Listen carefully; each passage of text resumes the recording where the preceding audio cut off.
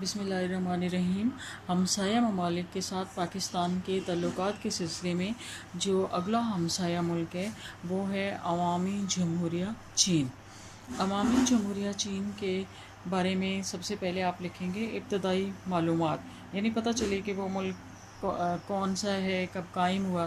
تو چین کی موجودہ عوامی جمہوریہ کا قیام 21 سپٹمبر 1949 کو عمل میں آیا، اور پاکستان نے 4 جنوری 1950 کو سرکاری طور پر اس کو تسلیم کر لیا۔ پاکستان پہلا غیر کمیونسٹ ملک تھا جس نے فٹافٹ یہ قدم اٹھایا۔ پاکستان اور چین کے درمیان سفارتی تعلقات 21 مئی 1951 کو قائم ہوئے، اور جنرل این رضا عوامی جمہوریہ چین میں پاکستان کے پہلے سفیر بن کر گئے۔ اپریل 1955 میں منعقد ہونے والی بانڈونگ کانفرنس میں چینی وزیر اعظم مسٹر چو این لائی پاکستان کے وزیر اعظم محمد علی بوگرا کے خلوص سے بڑے متاثر ہوئے، اور چین اور پاکستان کے درمیان سرحد، پھر انہوں نے بھی پاکستان کا دورہ کیا، اور چین اور پاکستان کے درمیان سرحد 600 کلومیٹر لمبی ہے جو دشوار گزار اور سنگلاخ پہاڑوں پر مشتمل ہے۔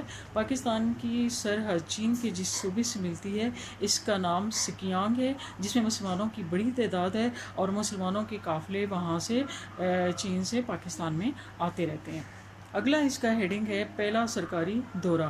ابتدا سے چین اور بھارت کے درمیان گہرے دوستانہ تعلقات قائم تھے، یعنی بھارت اور چین کے درمیان، اور دونوں چینی اور ہندی بھائی بھائی کے نعرے لگاتے تھے۔ پاکستان اور چین ایک دوسرے سے تھوڑے کھینچے رہتے تھے۔ دونوں کے دوران خوشگوار تعلقات کی بنیاد پاکستان کے وزیر اعظم حسین شہید سہروردی نے رکھی، اور اکتوبر 1956 کے آخری ہفتہ میں انہوں نے چین کا سرکاری دورہ کیا۔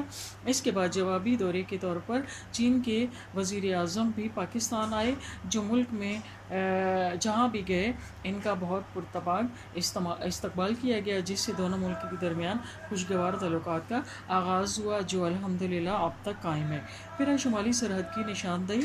پاک چین سرحد پر سکیانگ اور بلستان کے درمیان کبھی واضح حد بندی نہیں ہوئی۔ انگریزی دور میں بھی اس کی ایک دفعہ کوشش ہوئی تھی، پھر 1959 میں پاکستان نے حد بندی کے بارے میں چین سے رابطہ قائم کیا، چنانچہ مارچ 1963 میں دونوں ملکوں کے درمیان معاہدے پر دستخط ہوئے، اور 64,000 مربع میل متنازع علاقے میں سے، یعنی 34,000 مربع میل یہ جو متنازع علاقہ ہے، اس میں سے صرف 750 مربع میل علاقہ پاکستان کے حصے میں آیا۔ پاکستان میں صرف اس علاقے کا دعویٰ کیا جو در حقیقت اس کے زیر کنٹرول تھا، اور سرحد کی نشاندہی کے بعد دونوں ملکوں کے درمیان فضائی مواصلات کا قیام عمل میں آیا۔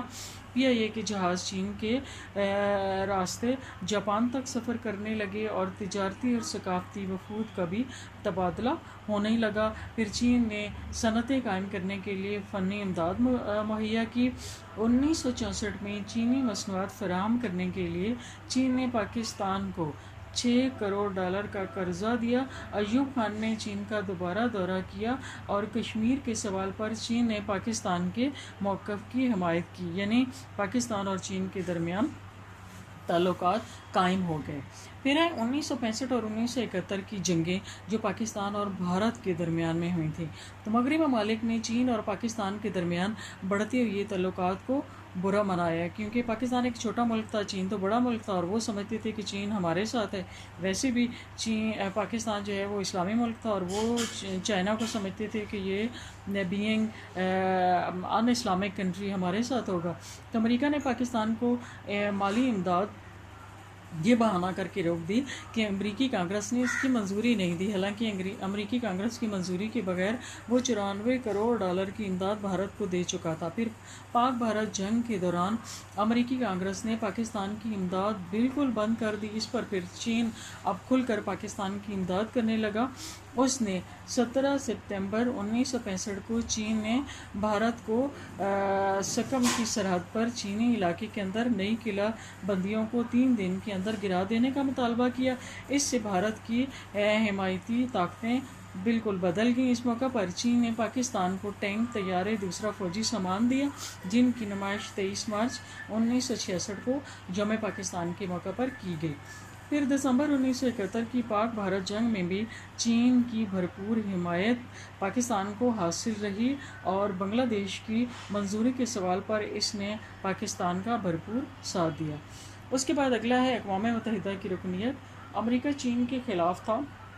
عوامی جمہوریہ چین کی جگہ چیانگ کائی شیک کا نمائندہ اقوام متحدہ کا مستقل رکن تھا۔ امریکہ نے اس کو اپنی انا کا مسئلہ بنا لیا اور اقوام متحدہ میں عوامی جمہوریہ چین کو اس کا جائز مقام دینے کے ہمیشہ خلاف رہا، جبکہ پاکستان نے ہمیشہ اس کی حمایت کی۔ پھر 1961 میں جب ایوب خان امریکہ کے دورے پر گئے تو انہوں نے کھلے بندوں کہہ دیا کہ چین کو اقوام متحدہ میں نمائندگی کے لیے ان کا جائز حق دیا جائے اور ان کے ساتھ انصاف کیا جائے۔ اس پر امریکی اخبارات نے اس پر بہت زیادہ نکتہ چینی کی اور لیکن پاکستان نے اس کے باوجود اپنے موقف کا بار بار اظہار کیا اور وہ چین کا ساتھ دیتا رہا۔ پھر 1971 کے بحرانی زمانے میں بھی پاکستان نے اس مشن کو جاری رکھا اور جولائی 1971 میں امریکی وزیر خارجہ نے پاکستان کے راستے چین کا دورہ کیا اور امریکہ چین کو اقوام متحدہ کا ممبر بنانے پر راضی ہو گیا، یعنی دونوں کی آپس میں جب ملاقات ہوئی۔ پھر دسمبر 1971 میں چین نے اقوام متحدہ میں اپنی مستقل نشست سنبھال لی اور اس کا شمار ویٹو پاور میں ہونے لگا۔ تاہم امریکہ اور چین کے درمیان سفارتی تعلقات 1 جنوری 1979 کو قائم ہوئے اور یہ سب پاکستان کی کوششوں کا نتیجہ تھا۔ دین ایجی شاعرہ ریشم۔ پاکستان اور چین کے درمیان فضائی رابطہ تو قائم ہو گیا تھا اور ان کی تجارتی سامان کا لین دین بھی ہوتا رہتا تھا۔ ضرورت اس بات کی تھی کہ اس رابطہ کو اور وسیع کیا جائے، چنانچہ پاکستان اور چین کے درمیان سڑک کے ذریعے رابطے کی ضرورت کا احساس ہوا دونوں ملکوں کے درمیان۔ تو پھر یہ محسوس کیا گیا کہ ایسی چوڑی سڑک جو سال کے 12 مہینوں استعمال رہے بنائی جائے۔ اس سلسلے میں ذوالفقار علی بھٹو کی حکومت اور چین کے درمیان ایک سمجھوتا ہوا جس کے تحت ایک سڑک چینی سرحد درہ خنجر آب سے تھا کوٹ تک تعمیر کرنا قرار پائی اور درہ خنجر آب سے پھر تھا کوٹ تک وہ سڑک جو تھی اس کی تعمیر کا سلسلہ 1975 کو شروع ہوا اور 18 جولائی 1978 کو پاکستان کے صدر جنرل محمد ضیاء الحق نے تھا کوٹ کے مقام پر اس کا استقبال کیا۔ اس سڑک کو شارع ریشم یا شارع قراقرم کا نام دیا جاتا ہے کیونکہ یہ قراقرم کی سخت چٹانوں کو کاٹ کر بنائی گئی ہے، اور اس سڑک کی تعمیر کے بعد پاکستان اور چین کے درمیان تجارت میں خاطر خواہ اضافہ ہوا۔ یہاں تک کافی ہے۔